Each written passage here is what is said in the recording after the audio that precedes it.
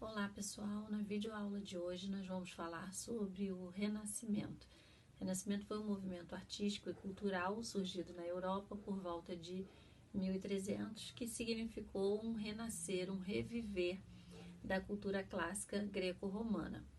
A cultura clássica greco-romana foi pautada na valorização do homem, na ciência, na arte, na literatura. Portanto, uma cultura totalmente diferente da cultura medieval e que ficou esquecida durante o período medieval.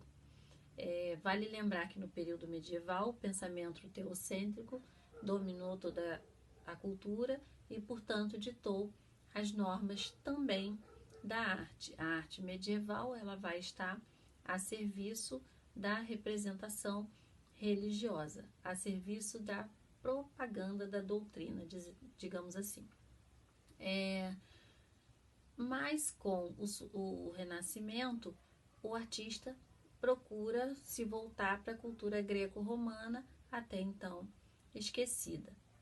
É importante estabelecer alguns conceitos para entender o Renascimento, e não é nada difícil entender.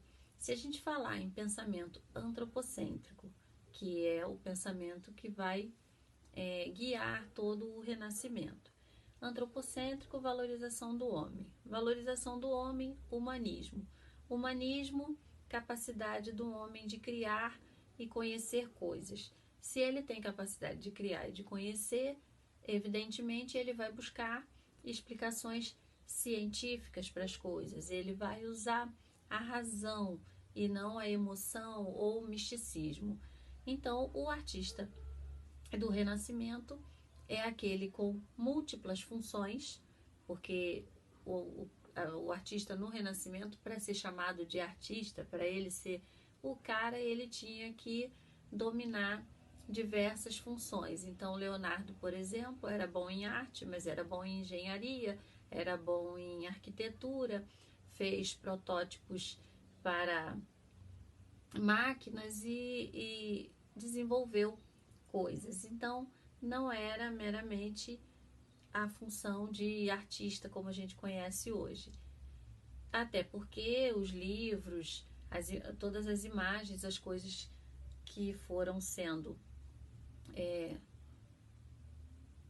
colocadas nos livros como forma de informação, elas eram desenhadas por artistas. Então, o artista precisava ter mesmo determinadas habilidades e ser um bom observador da natureza, por exemplo, até o surgimento da gravura.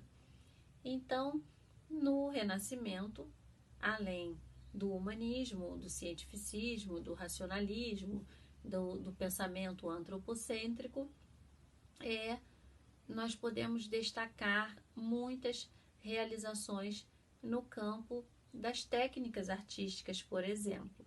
Então, na pintura do Renascimento, por exemplo, podemos destacar a conquista da pintura a óleo. Nossa, pintura a óleo, uma coisa tão simples, mas até então as pinturas não eram a óleo, eram pinturas feitas com têmpera, sobre madeira ou sobre afrescos. Afrescos é aquela pintura, eram as pinturas feitas em paredes com a massa ainda fresca. E a têmpera é a pintura feita à base de ovo, isso mesmo, ovo com corante era a base das tintas até então.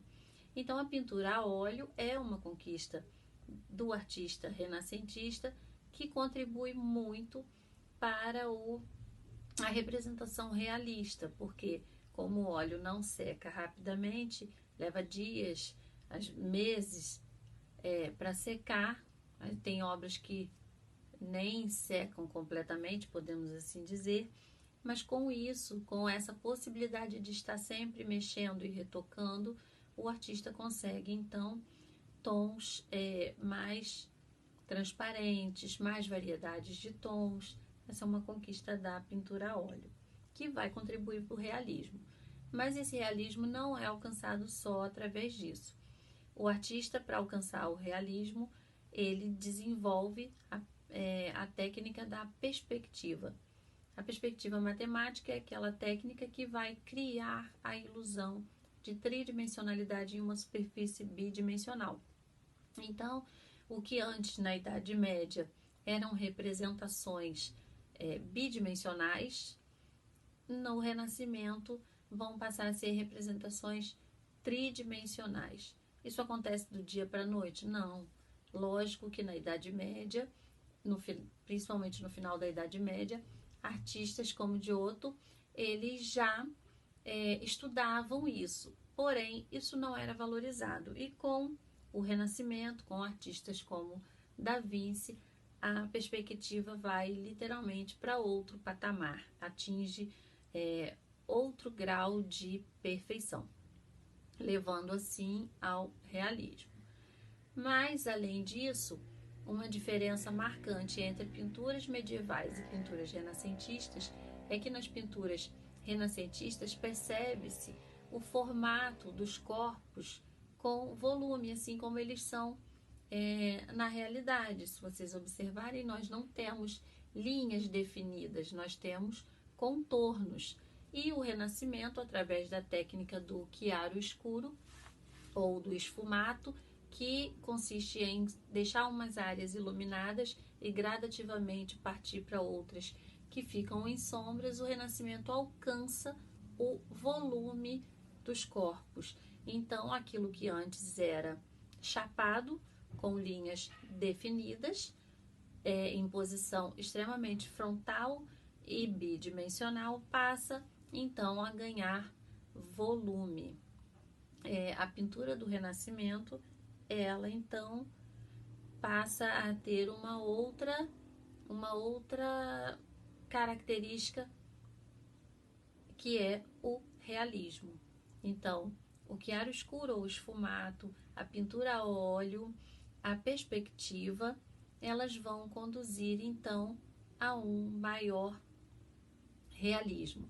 E a natureza passa a ser valorizada.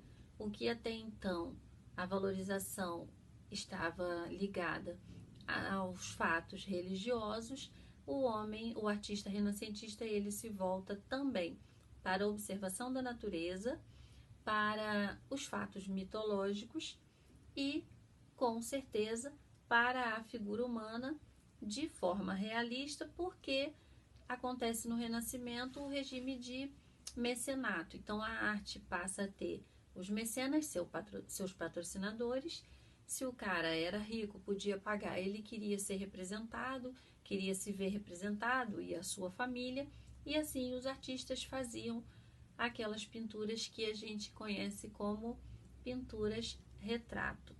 É uma família muito influente, uma das mais conhecidas no mecenato do Renascimento foi a família Médici. Então, a natureza passa a ser representada. É comum muitos questionamentos em relação à Mona Lisa, por exemplo. Ai, mas ela nem é tão bonita. Ai, mas eu estive no Louvre e ela é pequenininha. Sim, ela não é uma grande tela, ela não é extremamente linda do que consideraríamos a beleza feminina hoje, mas ela carrega as conquistas da pintura renascentista, como eu já falei, de perspectiva, chiaro escuro e pintura a óleo sobre tela ou sobre madeira, e não a pintura que ficaria presa a uma parede. No Renascimento também é muito notável o uso da gravura, que no Oriente já era milenar, porém, para o Renascimento, a gravura traz então a maior possibilidade de acesso à arte por diversas classes sociais. O plágio até então não era um crime como é hoje, então, por exemplo, no Brasil, nós percebemos anjinhos gordinhos como os de Rafael Sanzio, porque foram tirados ou copiados de gravuras do próprio Rafael Sanzio, trazidas para o Brasil com a missão artística francesa. Então, com a gravura, a arte passa a ser divulgada de uma outra forma e reproduzida em maior quantidade, em cópias. Espero que vocês tenham feito os exercícios em relação a esse capítulo. Dúvidas, mandem para o e-mail, por favor. E até a próxima videoaula. Fiquem com Deus.